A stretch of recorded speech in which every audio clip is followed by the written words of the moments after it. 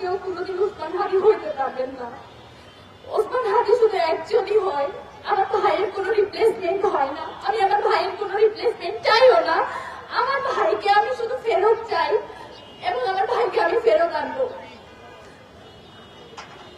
আল্লাহর কাছে শুধু একটু দোয়া করবেন, আল্লাহ যাতে আমাদেরকে ওসমান হাদিকে যে স্বাধীনতা সার্বভৌমত্বের পক্ষে তিনি যেভাবে কথা বলতেন সেভাবে যাতে তাকে ফেরত দেয়।